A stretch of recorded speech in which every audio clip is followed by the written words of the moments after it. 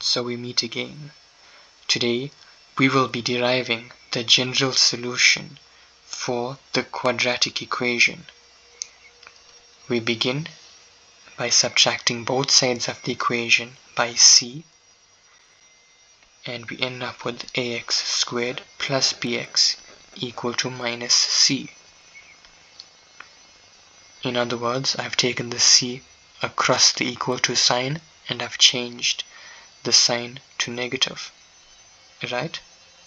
We need to remember the aim is to make x the subject of the formula. We begin by working with the x with the largest exponent. So let us divide both sides of the equation by a. Now we have x squared plus b over a multiplied by x, and this is equal to minus c over a. Now we notice we've got x squared on its own, so now we can begin by completing the square. We take b over a, divide that by 2, and that will be all squared. This can be written as b over 2a all squared. Now we need to pay attention because we will be adding 0 to this equation. Watch carefully. X squared plus b all over a multiplied by x plus 0, and this is equal to minus c all over a. Now you must be wondering why 0, right? This is because we're adding positive b all over 2a all squared, and we're subtracting b all over 2a all squared, which is essentially 0.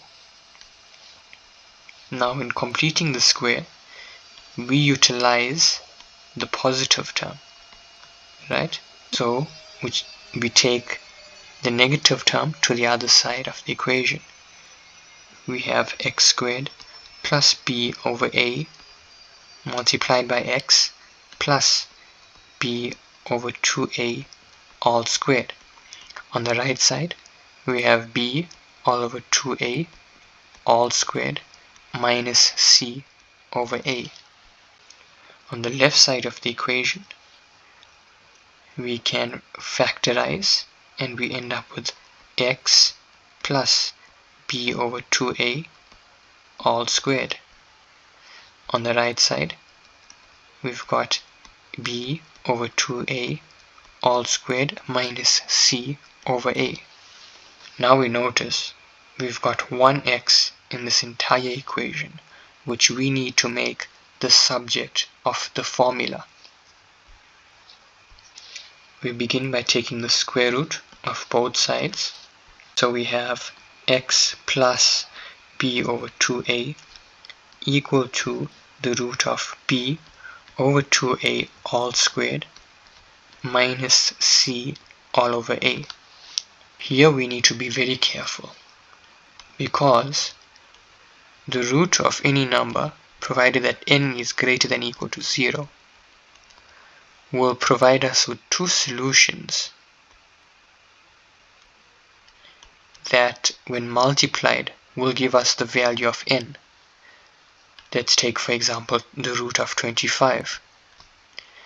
The answer is 5, and when we multiply 5 by 5 we get 25, and when we multiply minus 5 by minus 5 we also get positive 25.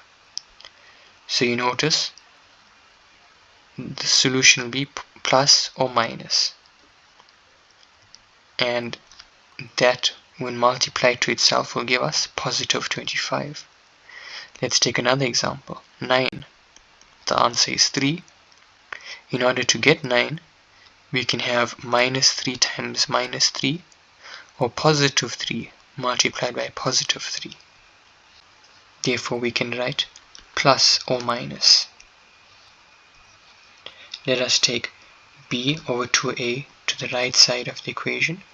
So we got x minus b all over 2a plus or minus the root of b squared all over 4a squared minus 4ac all over 4a squared. Now I've made the denominators common by multiplying this term by 4a in the denominator and the numerator. Immediately we notice the denominator can be simplified. We end up with b all over 2a plus or minus the square root of b squared minus 4ac all over 2a. Now we've got the denominators the same, so we can add or subtract the numerators. Therefore, x is equal to minus b plus or minus the square root of b squared minus 4ac all over 2a. And this is the final solution. If you have any questions or parts that you did not understand, please let me know in the comments. Please subscribe, and I will see you in the next one. Take care. Bye.